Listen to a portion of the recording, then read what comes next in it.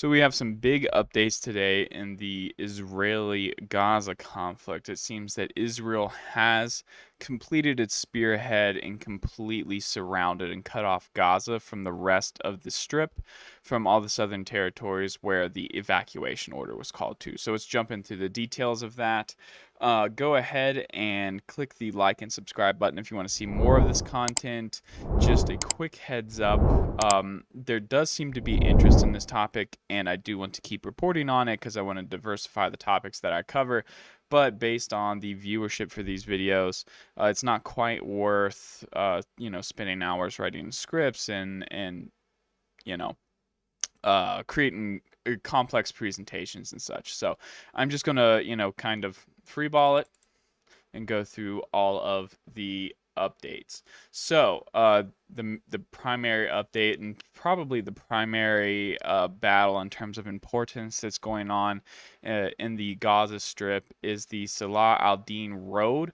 The Israeli forces had crossed the border here and managed to cut the road a couple days ago, and then over the weekend they managed to complete their spearhead driving towards the sea. So what we could see next is the IDF is probably going to move south from here, capture these small settlements that I'm not even going to try to pronounce. They're going to push up to this blue line that I've already marked. If you guys remember from the last video, I made this outside blue line to show what I predicted the IDF, or the Israeli army, would be looking to capture in this area. This bottom blue line is actually the evacuation order that the Israelis give. They recommended everyone north of this line right here get south of the line. So we can expect the IDF to capture this bit of territory. If you guys can't already tell from the map, this part of the Gaza Strip is probably the least densely populated. And now that Gaza is completely cut off, it means that whatever Hamas soldiers and ammunition and just general uh, equipment that they would use against the IDF that's south of this line is now going to have a lot of trouble getting north of it into Gaza. Of course, there are a lot of tunnels in the area, but now that the Israeli army controls the ground above it, they do have several technological capabilities that they've used in the decades past to destroy the tunnels and detect them using, perhaps seismometers or ground penetrating radar to see what's going on under the ground. So it's not completely impossible for aid and support to get into Gaza, but it's going to be very, very difficult. All right, the next area to talk about is this Al-Atatra, which we went over in the previous video in the last Gaza-Israeli war in 2007 and 2008. This was one of the big targets for the Israelis. It's a community of strawberry farmers. They're actually not. There's not a refugee camp specifically in this area. It seems like the natives of the town are actually native Palestinian Gazans. So they weren't removed from the Israeli territories in 1949. So these guys have been here all along.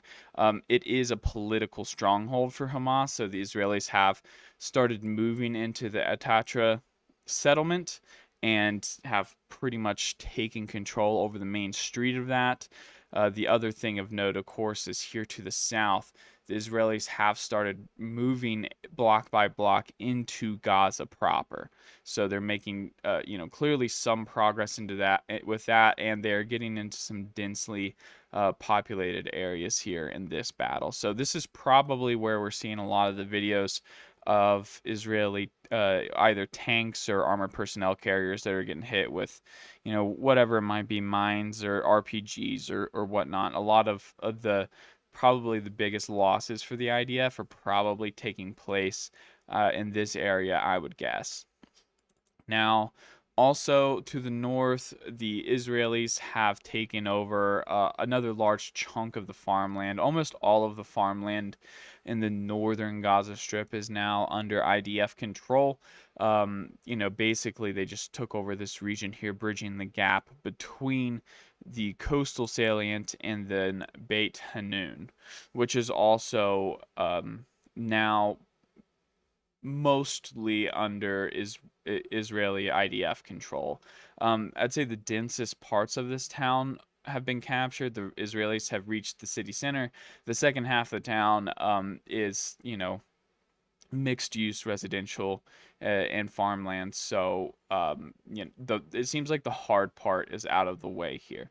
And this is also probably the site of some of the struggles we've been seeing by the IDF, but it's not. I imagine most of the videos that are showing up online are of the coastal salient going down south into Gaza. So that is the updates on the activities. What I expect to happen next is I think the IDF is going to continue capturing ground in that center to create some buffer between Gaza and the creek where the evacuation zone begins. And then I expect the IDF to continue capturing ground in the northeastern parts, probably taking this entire chunk off from the top corner. And of course, they're probably going to keep moving into Gaza proper. We don't know exactly how that's going to turn out yet. There is quite a bit of video and information propaganda similar to what we see in the Ukraine and Russia conflict. And I, just like that conflict with this one, I do not consider videos of destroyed vehicles or dead soldiers to be I do not consider that to be a factor of whether one side is winning or not. In my personal analysis here, this is, to think that Hamas is going to hold on to Gaza. I mean, it's a bit of a different story. It's a larger city. It's more densely populated, but Hamas doesn't have near the resources that, say, the Ukrainian army has. And I mean, this conflict or this battle for Gaza is going to be very similar to the battle for Mariupol. I mean, with the Ukrainian side, they sat back for months and said that they were going to win and they were going to hold on to the city forever. And then, when they eventually lost the city, they considered it a victory because, it took the Russians, 2 months to capture it, which, was nothing compared to, say, even Bakhmut, which took like 9 months to capture it. Or, they're saying it's a victory because they inflicted heavy losses.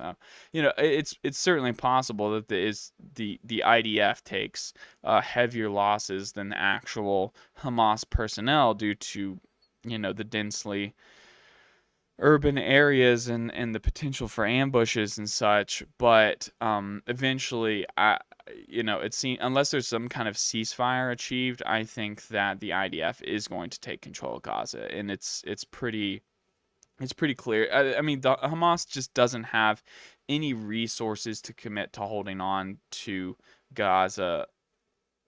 They don't have outside support anywhere near the same level. Of course, Iran supports Hamas, and Hamas leadership is actually based in Qatar, which is down here.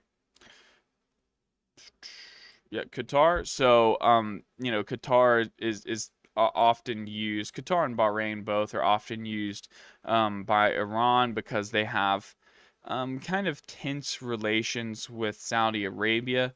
Not necessarily adversarial, but somewhat tense relations with the Saudis. And a lot of like banks in Bahrain and Qatar are used by Iran to shuffle money around in the international sphere. So that's basically where Hamas gets their support, is from Iran through Qatar or Bahrain. And then that support has to essentially be smuggled into Gaza, either by sea, which is difficult, but I assume, similar to the nature of how cartels smuggle drugs into America using these semi-submersible submarines and stuff. That's certainly one possibility, or tunnel systems in the Sinai Peninsula coming over from Rafah, which in that case, those tunnels can now be targeted by the IDF in this piece of land that they took. So, all right, guys, that's all for me on this one. I will have another update for you on the situation as soon as new information arises. Thanks again, and I'll see you next time.